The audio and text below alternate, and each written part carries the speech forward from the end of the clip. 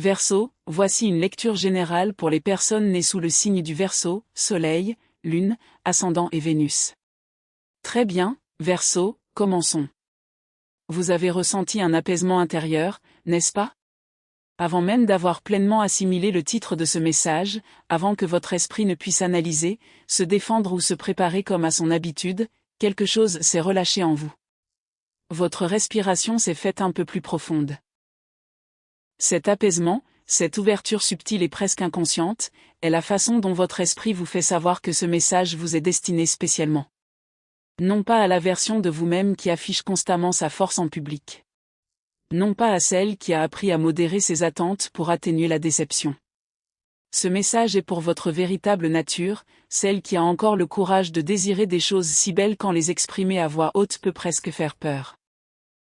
Celle qui a protégé un espoir fragile et vacillant, un espoir qui refuse obstinément de disparaître, malgré les nombreuses tentatives de la vie pour l'éteindre. Je voudrais commencer par vous dire quelque chose qui peut paraître étrange au premier abord. Le bonheur qui se dirige vers vous en ce moment même n'a pas commencé aujourd'hui. Il a été mis en branle il y a longtemps, à un moment que vous avez probablement oublié. Peut-être lors d'un lâcher-prise silencieux, lorsque vous avez cessé de vouloir contrôler le cours des choses et que vous avez simplement murmuré dans l'obscurité de votre incertitude, que ce qui m'est destiné me trouve. Vous ne vous souvenez peut-être pas exactement quand vous avez prononcé ces mots, ou quelque chose de très similaire. C'était peut-être une prière. Peut-être un long soupir lors d'une nuit particulièrement difficile. Peut-être cet acte silencieux de lâcher prise qui n'est pas un abandon, mais bien l'une des formes les plus profondes de la foi. Cette foi qui accepte les détails et fait confiance à l'intelligence qui sous-tend l'ensemble. Ce moment où vous vous êtes abandonné a été entendu, non pas par une force lointaine ou indifférente, mais par cette même intelligence intime qui a orchestré votre premier battement de cœur et qui, depuis, vibre à l'unisson avec le vôtre. Et ce qui s'est mis en branle suite à cet abandon n'a cessé de se rapprocher de vous depuis.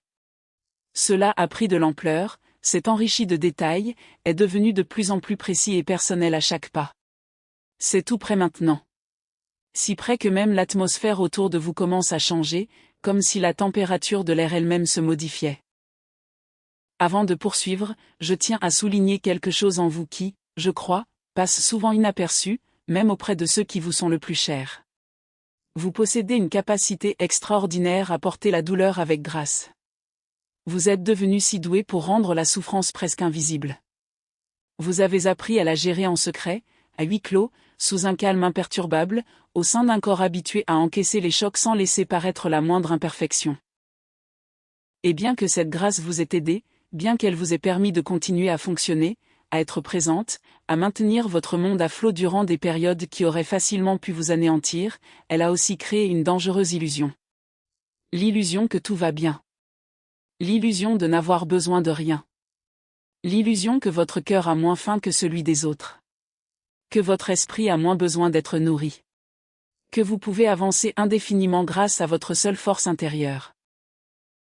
Mais cette illusion est sur le point de se dissiper, non pas à cause d'une nouvelle souffrance, mais parce qu'un bonheur si inattendu et si profond approche qu'il révélera combien de temps vous avez réellement fonctionné à vide. Et même si cette prise de conscience peut vous rendre vulnérable, voire embarrassant, c'est l'une des expériences les plus libératrices qui puissent arriver à quelqu'un qui a passé sa vie à faire comme s'il n'avait pas besoin d'être soutenu. Vous avez besoin d'être soutenu. Et ce qui arrive vous soutiendra si profondément que vous pourrez enfin cesser de faire semblant. Et voici ce que je veux vraiment que vous compreniez à propos de ce bonheur. Je crois que vous avez été conditionné à attendre le bonheur sous une forme bien précise, mais ce qui s'approche de vous est tout autre. On vous a appris que le bonheur est une émotion, un moment d'exaltation, une montée soudaine sur l'échelle de vos émotions, une ascension fulgurante suivie d'une chute brutale. Et à force d'intégrer cette définition, vous avez appris à vous méfier du bonheur. Vous avez appris à le tenir à distance, même lorsqu'il se présente à vous. Vous le scrutez à la recherche d'imperfection. Vous vous demandez s'il peut durer. Vous testez la solidité de ses fondements. Vous guettez le piège caché. Car il a toujours semblé y avoir un piège, n'est-ce pas, ici? Chaque fois qu'un événement beau survenait dans votre vie, il semblait toujours assorti de conditions. Un cadeau porteur d'une obligation invisible. Un moment de joie suivi de culpabilité. Une brève période de légèreté aussitôt remplacée par un fardeau si lourd que le bonheur précédent paraissait presque cruel. Je comprends votre prudence. Je comprends pourquoi même la promesse du bonheur peut éveiller vos défenses au lieu de susciter votre enthousiasme. Mais ce qui s'approche de vous n'est pas le bonheur d'antan. Ce n'est pas une simple hausse passagère. C'est un changement d'altitude. Ce n'est pas quelque chose qui vous arrive puis disparaît. C'est quelque chose qui se produit en vous et y demeure. C'est un mouvement permanent de votre équilibre émotionnel vers un lieu plus élevé, plus chaleureux et plus vaste que tout ce que vous avez connu émotionnellement jusqu'ici. Laissez-moi vous parler de ce qui s'est déroulé sous la surface de votre vie pendant que vous étiez occupé à gérer tout ce qui se passait à la surface. Parce que la surface vous a tant demandé. Les factures. Les responsabilités. Les routines. Les relations qui requièrent une attention constante. La logistique épuisante du simple fait d'être humain avec des obligations. La surface a tellement accaparé votre attention que vous n'avez pas réalisé le mouvement tectonique qui se déroulait en dessous. Les plaques tectoniques se sont déplacées. Non pas le genre de mouvement qui provoque un tremblement de terre, mais celui qui se produit lentement sur d'immenses périodes et qui, silencieusement, remodèle des continents entiers. La géographie émotionnelle et spirituelle de votre monde intérieur a été complètement réorganisée. Et parce que vous étiez si occupé à maintenir le fonctionnement de votre vie extérieure, vous n'avez pas remarqué la révolution qui se déroulait en vous. Mais les conséquences de cette révolution sont sur le point de se manifester. Comme des fleurs qui percent le béton. Comme l'eau qui trouve un chemin à travers la pierre. La transformation qui s'est opérée au plus profond de vous-même est sur le point de devenir visible dans votre réalité extérieure. Et quand cela arrive, les gens autour de vous remarqueront quelque chose d'inexplicable. Ils verront une personne qui, en apparence, n'a rien changé, mais qui porte en elle une toute autre dimension. Un magnétisme. Une chaleur réconfortante. Quelque chose qui donne envie de se rapprocher, de prolonger la conversation et de se confier à vous, des choses qu'on n'a jamais osé dire à personne. Ce rayonnement est tout simplement l'expression extérieure d'un bonheur si profondément enraciné que les circonstances ne peuvent plus l'arracher. Et je tiens à souligner un point important concernant la façon dont le bonheur transforme notre perception du monde, car c'est l'un de ses effets les plus puissants et pourtant rarement évoqués. Quand on est malheureux, quand le quotidien est marqué par la pesanteur et la survie, on voit le monde différemment. Notre cerveau, en mode alerte, filtre ce qui nous entoure, ne retenant que les dangers, les problèmes et les preuves qui confirment la difficulté de la vie. On passe à côté de la beauté sans même la voir. Vous entendez un compliment sans vraiment en saisir le sens. Quelqu'un vous témoigne de la gentillesse et votre premier réflexe est de chercher le motif caché. Ce n'est pas forcément du cynisme. C'est de la neurologie. Votre cerveau agissait comme il le pensait nécessaire pour vous protéger. Il maintenait votre attention focalisée sur ce qui pourrait mal tourner. Mais à mesure que ce bonheur s'installe, ce filtre se transforme. Le système de détection des menaces ne disparaît pas. Vous conserverez toujours la sagesse acquise à la dure, celle de quelqu'un qui a surmonté de véritables épreuves. Mais ce système relâche son emprise. Et il commence à coexister avec un autre type de filtre. Un filtre qui perçoit la beauté. Un filtre qui accueille la gentillesse sans se méfier immédiatement. Un filtre qui vous permet de contempler un coucher de soleil et de le vivre pleinement, au lieu de simplement constater son existence avant de passer à autre chose. Le monde lui-même ne change pas soudainement. Vous devenez une autre personne percevant le même lieu. Et le monde que vous commencerez à percevoir vous semblera tellement plus riche, tellement plus profond, et tellement empli d'émerveillement que vous aurez l'impression que quelqu'un a changé les couleurs de votre vie, les faisant passer de ternes à éclatantes. Je voudrais vous parler d'une souffrance particulière qui vous habite, car je crois que le bonheur qui s'approche de vous est, au moins en partie, une réponse directe à cette souffrance. Vous avez éprouvé une solitude qui n'est pas liée au nombre de personnes qui vous entourent. Vous pourriez être entouré de votre famille, de vos amis, de vos collègues, ou même de votre partenaire dormant à vos côtés, et pourtant ressentir cette même solitude. Car il ne s'agit pas de la solitude physique. C'est la solitude de rester inconnu. C'est la solitude de porter en soi une profondeur que personne autour de soi ne semble reconnaître. C'est avoir des conversations qui n'effleurent que la surface de votre véritable nature, tandis que l'océan immense qui se cache sous cette surface demeure inexploré, intact, invisible. Vous avez cessé d'attendre des autres qu'ils aillent aussi loin. Vous avez ajusté vos attentes à ce qui semblait disponible. Et vous vous êtes convaincu qu'une connexion superficielle suffisait. Vous vous êtes dit que vous en demandiez trop. Vous vous êtes dit qu'être vraiment vu comme votre cœur le désire était irréaliste. Que cela appartenait au roman et au film plutôt qu'à la vie ordinaire. Mais vous vous trompez. Et je vous le dis avec toute la douceur et la fermeté dont je suis capable. Vous avez tort. La connexion que vous désirez tant n'est pas irréaliste. Elle n'est pas excessive. Ce n'est pas trop demandé. C'est en réalité le minimum que vous méritez. Et le fait que vous ayez vécu sans cela si longtemps ne prouve pas qu'une telle connexion est impossible. Cela prouve ce que vous avez été prêts, à tolérer. Et cette tolérance touche à sa fin. Les nouvelles qui arrivent, le bonheur qui se rapproche, recèlent un niveau de connexion qui apaisera cette solitude si directement et si complètement que, lorsqu'il se produira, vous aurez peut-être besoin de vous asseoir et de l'assimiler. Quelqu'un va vous voir. Pas simplement vous regarder. Pas seulement remarquer la version soigneusement mise en scène de vous-même que vous laissez voir. Il va vous voir vraiment, tel que vous avez toujours voulu être vu. Il verra votre complexité. Vos contradictions. Votre beauté. Vos imperfections. Votre désordre.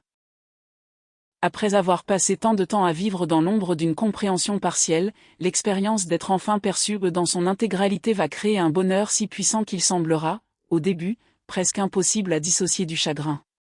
Car votre cœur s'est tellement habitué à la souffrance qu'il ne saura peut-être pas immédiatement comment réagir face à ce qui le remplit au lieu de le vider.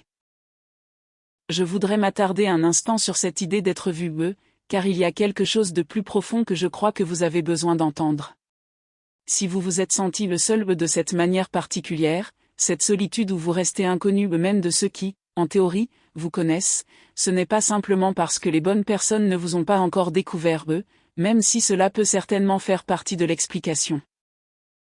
C'est aussi parce que vous ne vous êtes pas complètement autorisé à vous rendre accessible. Vous vous êtes caché pas forcément derrière des murs au sens propre, mais derrière la compétence. Derrière la serviabilité. Derrière le rôle de la personne fiable. La personne généreuse. La personne qui écoute. La personne qui apparaît dès que les autres ont besoin de quelqu'un. Ces rôles sont de véritables expressions de votre personnalité, mais ils sont aussi devenus l'une des cachettes les plus sophistiquées qui soient. Car qui songerait à chercher une personne solitaire au sein d'un groupe constamment entouré de personnes qui dépendent d'elle ? Vous vous êtes caché à la vue de tous. Vous vous êtes caché dans votre générosité. Vous vous êtes caché dans votre chaleur humaine. Et le plus déchirant, c'est que les qualités mêmes qui vous rendent digne d'une connexion profonde sont celles que vous avez inconsciemment utilisées pour vous en protéger. Car une connexion authentique exige de devenir celui ou celle qui est soutenu, et non pas toujours celui ou celle qui soutient. Elle exige d'avoir besoin de quelqu'un ouvertement et sans s'excuser. Et avoir besoin de quelqu'un vous a toujours semblé plus dangereux que de donner. Donner vous permet de garder le contrôle. Avoir besoin de quelqu'un, c'est se remettre entre les mains d'autrui. Et d'après votre expérience, la bienveillance n'a pas toujours été un don gratuit. Mais quelque chose en vous est prêt maintenant. Prêt à être découvert. Prêt à être compris. Prêt à oser la vulnérabilité qu'exige le véritable bonheur. Et l'univers perçoit cette disponibilité, tout comme un jardinier sait quand la terre est assez chaude pour planter. Votre disponibilité est une invitation. C'est le signal que l'univers recherche à travers toutes les fréquences de votre être. Et le bonheur qui se dirige vers vous est la réponse à ce signal. Il y a aussi un aspect concret à ce bonheur que je tiens à souligner, car je sais que vous ne vivez pas uniquement dans des concepts abstraits. Quelque chose de tangible se rapproche de vous. Une nouvelle. Une proposition. Un message. Une communication. Une brèche dans votre vie, une brèche qui n'existait pas hier et qui ne s'explique pas facilement par une simple suite logique de causes et d'effets. Cela a quelque chose de miraculeux, non pas parce que cela enfreint les lois de la nature, mais parce que le moment est si précis, la pertinence si personnelle et l'ampleur si parfaitement en phase avec vos véritables besoins. Pas ce dont vous croyez avoir besoin. Pas ce que vous vous êtes dit. Vous pourriez vous contenter de ce que vous êtes. Mais ce dont vous avez réellement besoin au plus profond de vous-même. Et c'est pourquoi la seule réponse qui convienne vraiment est l'émerveillement. L'univers a entendu les prières que vous avez cessé de formuler à voix haute. Il a entendu les souhaits que vous avez transformés en cynisme, car l'espoir était devenu trop coûteux. Il a entendu les rêves que vous avez réduits en miettes et enfouis au plus profond de votre conscience pour qu'ils n'interfèrent pas avec le quotidien. Chaque parcelle de ces pensées a été entendue. Chaque parcelle a été accueillie. Et maintenant, la réponse vous parvient avec intérêt. Je veux vous parler de quelque chose que vous n'avez jamais imaginé, car cette phrase n'est pas là par hasard. Elle vous révèle quelque chose d'important sur la nature de ce qui va arriver.